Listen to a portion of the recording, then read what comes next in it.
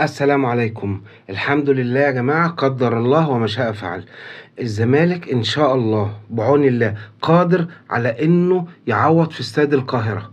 الزمالك مش أول مرة يلعب نهائي، ما شاء الله. الزمالك سيد أسياد أفريقيا. فموضوع إن الزمالك يتغلب 1-0 بره والجمهور يبقى قلقان، لا لا لا، الفريق في المتناول. ولو أقوى من كده برضو الزمالك يقدر إن شاء الله. الزمالك مش وحش، الزمالك عمل مباراة جميلة جدا وكان يقدر يكسب، لكن انا برضو كزملكاوي بقول مثلا ايه، يعني الحمد لله، لان احنا كنا بعيد قوي. احنا كنا فين يا جماعة؟ احنا كان بيتقال علينا ان احنا هنبقى التالت.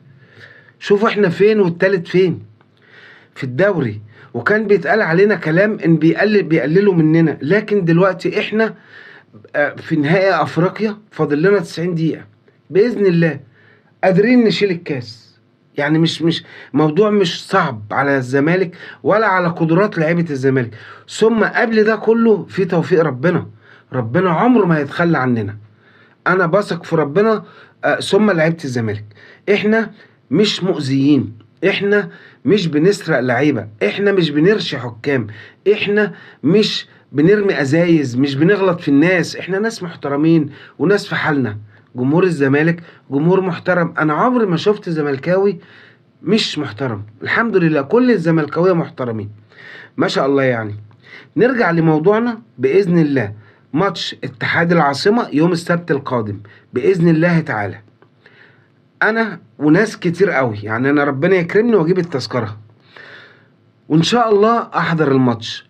و80 ألف أو 90 ألف هيحضروا الماتش، وهيبقى في شحن غير عادي للاعيبة الزمالك وفي استعدادات. وهنقعد أسبوع أهو نريح.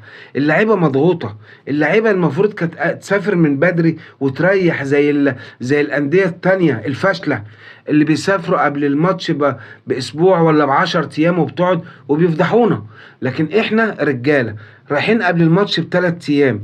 في لاعب عندنا والده توفى ربنا يرحمه، البعثة كلها اتأثرت. وعلى فكرة أنا بشكر بصفتي زملكاوي، بشكر الاتحاد الجزائري المحترم لأنه عزى البعثة وعمل تعزية لنجم الفريق محمد شحاتة في وفاة والده. ناس محترمين للأسف ما جاتش من اتحاد الكرة المصري. الزمالك ان شاء الله تعالى يقدر يعوض الهدف بهدفين وثلاثة ان شاء الله. يعني الزمالك هيقدر. اقل تقدير ان حتى لو الزمالك اتعادل هيكسب بضربات جزاء. عندنا فرص كتير يا جماعة، ما تقلقوش، بس مش هنوصل لده ان شاء الله. وهتقولوا ان انا قلت وهفكركم مش هنوصل لده ان شاء الله.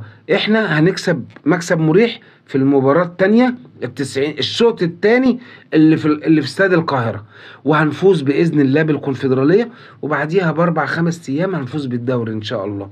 أظن مفيش بعد كده، يعني مفيش يعني نادي في العز اللي احنا فيه. احنا الحمد لله ملوك أفريقيا والدوري، فهنقدر على هنا وهنقدر على هنا بإذن الله تعالى. ما تقلقوش يا زملكاوية، وبإذن الله ربنا هيكرمنا. واللي بطلبه بس لو حد شايفني زملكاوي، لو سمحت لما تلاقي في بوست أو منشور أو حاجة هدامة على كابتن معتمد أو على نادي الزمالك ما تساعدوش. خليك انت أذكى. دول بيبقوا بعض لجان مأجورين بياخدوا فلوس مقابل الحاجات دي، بياخدوا رشوة.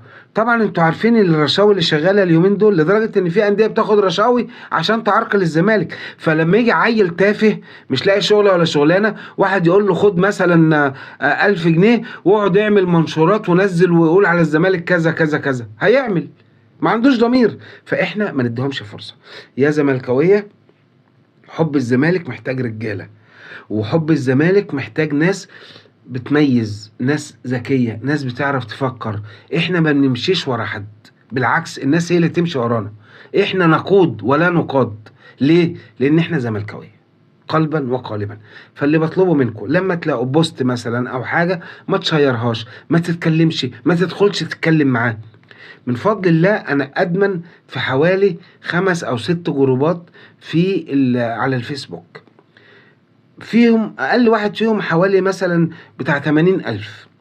انا بشوف ناس مأجورين بيدخلوا عامل زي السم في العسل، يدخل يقول لك ايه مثلا، معتمد جمال لو كان عمل كذا لا ده لازم يمشي ويجي واحد غيره، يخليك انت تتفاعل معاه ويوقعك في الغلط ويسيبك بقى ويروح جروب تاني. بس انا بقى الحمد لله، الحمد لله والشكر لله، عارفهم كويس وبعرف معناه ايه اللي بيعمله، فبطرده على طول.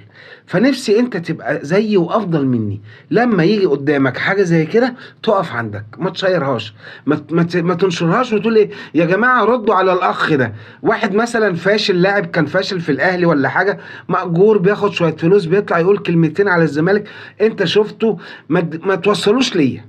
انت شفته حاجه من الاتنين، يا ترد عليه في نفس البوست بتاعه، يا ما تشيروش. لكن اتضايق بقى من واحد يروح جايب البوست وداخل في جروب في مثلا 250 الف، يقول ايه يا جماعه ردوا عليه انتوا. ايه ده؟ ايه اللي ردوا عليه انتوا؟ وانت ايه؟ انت اكتع؟ بحذف البوست وبحذف اللي بشير حاجه زي كده. فانا اتمنى الزملكاويه ربنا يكرمكم حبايب قلبي، كلنا ورا نادي الزمالك. خلاص بقى لنا 90 دقيقة هنا و90 دقيقة هنا، وإن شاء الله إن شاء الله الكاس الكونفدرالية هيبقى من نصيبنا بإذن الله تعالى. خلوا ثقتكم في ربنا كبيرة جدا وثقتكم في اللعيبة، وإن شاء الله الزمالك هيفوز بالكونفدرالية، وبإذن الله الزمالك هيفوز بالدوري. اوعى تفقد الثقة، اوعى. هتقول لي انت عندك امل وعندك عمر وعندك ده وعندك ده، ايوه انا عندي امل في ربنا كبير، ثم لعيبه الزمالك، ايوه انا مش خايف، اقسم بالله ما خايف. 1-0 زي 2 يعني مش زي 2، يعني 1-0 برضو نتيجة في المتناول، ولا قدر الله لو كان 2-0 برضو هطلع اقول كده، ولو 3-0 برضو هطلع اقول كده. ليه؟ لاني طالما عندي 90 دقيقة وفيا روح وفيا نفس وجوايا عزيمة، وفي قبل ده كله توفيق ربنا. ليه؟ لان احنا مش ظلمة، احنا مش فاسدين، احنا مش بنرشي حكام، احنا مش بنشتري زمم، مش بنشتري زمم رؤساء أندية ولا لعيبة ولا حراس مرمى، انتوا فاهمين طبعا. فسامحوني، اللي بطلبه منكم يا زملكاوية نبقى كلنا ايد واحدة. اي حد يشوفني ارجوكم يحب الزمالك اكتر، يقف كده مع الزمالك، لما يلاقي منشور ولا حاجة ضد الزمالك ما يعبرهاش. خلي كده عندك قناعة ان يوم السبت ان شاء الله بالليل هنسهر في نادي الزمالك وهنحتفل بالكونفدرالية. ماشي يا زملكاوية؟ اشوفكم على خير ونتقابل في فيديو تاني ان شاء الله. سلام عليكم ورحمة الله.